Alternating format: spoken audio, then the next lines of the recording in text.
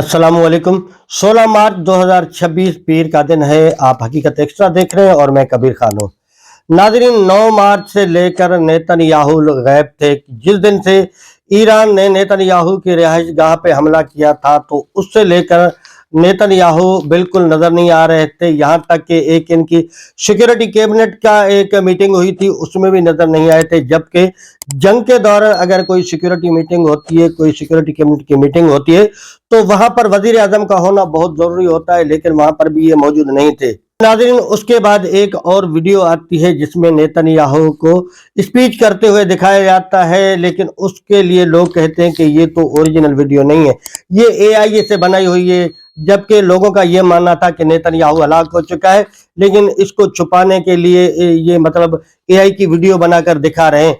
और नाज़रीन, उसके बाद ईरान मुसलसल अपने हमले जारी रखे हुए, उसने किसी किस्म की कोई कमी नहीं की, बल्कि गुज़िश्ता रात तो सिजिल मिसाइल, जिसका नाम सिजिल जो है वो कुरान पाक से रखा हुआ है, और इसके अलावा बैलिस्टिक मिसाइल से इतने बड़े बड़े हमले किए जिसने नेतन्याहू को बिल से निकलने पर मजबूर कर दिया। एक दफा वो फिर से आए हैं, उनकी एक वीडियो वायरल है जो कि आप भी देख सकते हैं। वो आए हैं एक कॉफी शॉप पर, और वहां पर आकर वो कॉफी ऑर्डर करते हैं, और इसके साथ ही वहां पे खड़े हुए लोगों से जो है वो मुखातिब होते हैं, और वीडियो बनाने वाले से भी मुखातिब होकर कहते हैं कि भाई मैं जिंदा हूं, लोगों ने मेरे बारे में गलत जो है वो प्रोपेगेंडा की दिया है। और इसके साथ ही जो वीडियो वायरल हुई थी पहले, जिसके लिए लोग कह रहे थे ये तो एआई की वीडियो है, तो उसके लिए ये अपने दोनों हाथों को दिखाकर, दोनों हाथों की अंगुलियां दिखाकर बता रहा होता है कि भाई ये देखिए मेरी अंगुलियां ऐसे ही हैं, और मेरी अंगुलियां मतलब ये वो सारा कुछ।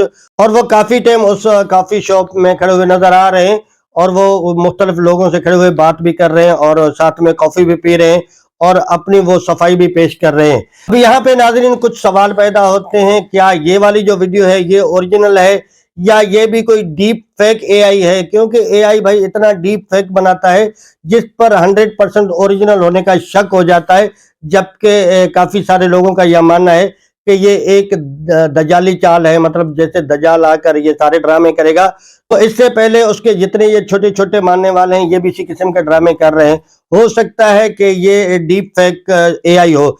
अगर ये डीप फेक एआई नहीं है, तो हो सकता है ये इसराइल में ना हो, किसी और मुल्क में हो, क्योंकि जिस आज़ादी से ये मतलब किसी कॉफी शॉप में इस वक्त जिस तरीके की जंग चल रही है, इस वक्त ईरान चुन चुन के निशाने बना रहा है उनके तमाम फौजी अड्डों को, फौजी ठिकानों को, या उनके जो मिनिस्टर हैं, जो वज़रा हैं, जहां जहां उनके घर हैं, जगह जगह ढूंढ ढूंढ कर वो निशाना बना रहे हैं। तो ऐसी सिचुएशन में नेतन्याहू का इस तरीके से आकर किसी कॉफी शॉप पे खड़े होकर वीडियो बनाना कुछ बात समझ में नहीं आ रही।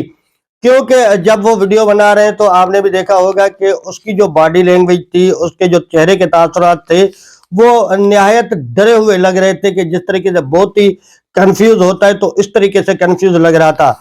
नाज़रीन, दूसरी जानिब ट्रंप बड़ी परेशानी में फंसा हुआ है, क्योंकि उसको नेतन्याहू की बेवफाई नजर आ रही है। क्योंकि ट्रंप तो जंग में उतरना ही नहीं चाहता था, नेतन्याहू ने जबरदस्ती उसको घसीट में जंग में शामिल कर दिया। अब उसके लिए निकलना बड़ा मुश्किल हो रहा है, क्योंकि ईरान ने पूरे खलीज ममालिक पर जो है वो अपना कब्जा जमा लिया है, और सबको कहा है कि जहां जहां मुझे अमरीकी एसिड या अमरीकी फौजी या अमेरिका के लोग नजर आएंगे, मैं वहां पर हिट करूंगा। तो अब जितने भी खलीजी ममालिक हैं वो कोशिश कर रहे हैं कि भाई वो किसी किस्म का राब्ता अमेरिका से या अमेरिका के लोगों से या फौजियों से ना रखे, जो कि ट्रंप के लिए बहुत बड़ी परेशानी का बायस बन गया। और दूसरी तरफ वो देख रहा है कि नेतन्याहू भी छुप गया है, मतलब इसको मैदान में खड़ा करके खुद इधर उधर हो गया है, तो सीधी सी ये भी तो बेवफाई है। तो नाजरीन, पहले जो ट्रंप कह रहा था कि भाई हमने ईरान को 100% खत्म कर दिया है, मतलब ईरान के पास अभी जाकर को 15% जो है वो ताकत बड़ी मुश्किल से बची है।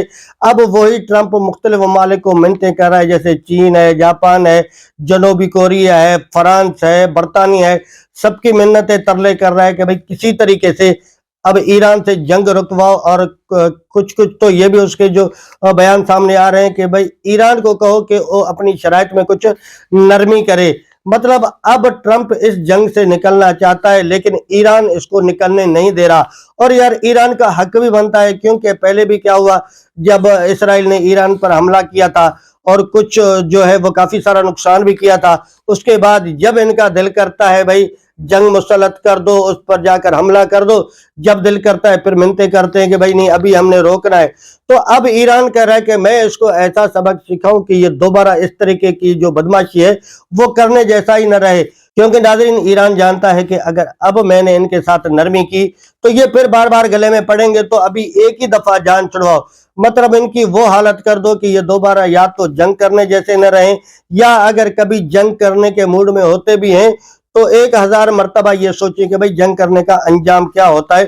تو وہی حال کر دیا ہے اس وقت. اگر جو فوٹیجز سامنے آ رہی ہیں اسرائیل کی خصوصاً, تو اسرائیل کی حالت ایسی ہو گئی ہے ناظرین جیسے کھنڈرات ہوتے ہیں. بالکل اگر آپ ان کو کمپیئر کریں تو غزہ کی طرح کا لگ رہا ہے, تقریباً سمجھو غزہ بنا دیا. اور ایران کہہ رہا ہے کہ میں اس کو مکمل نیست و نابود بھی کر سکتا ہوں, مطلب مکمل صفحے سے بھی مٹا سکتا ہوں. اور یہ چیزیں نظر بھی آ رہی ہیں, جس طریقے سے نیتن یاہو کا چھپنا اور ڈونلڈ ٹرمپ کی منتیں کرنا یہ ثابت کر رہی ہے کہ بھئی ان پر جو ہے وہ ایران بھاری پڑ رہا ہے. آج تک اتنا ہی, ملتے ہیں اگلی ویڈیو میں. اور ناظرین اگر ابھی تک آپ نے حقیقت ایکسٹرا کو سبسکرائب نہیں کیا تو حقیقت ایکسٹرا کو سبسکرائب کر لیں, بیل آئیکن پہ پریس کریں. اگر ویڈیو اچھی لگی ہو تو دوستوں کے ساتھ شیئر کیجئے گا, لائک کرنا مت بھولیے. اپنا خیال رکھیے, اللہ حافظ.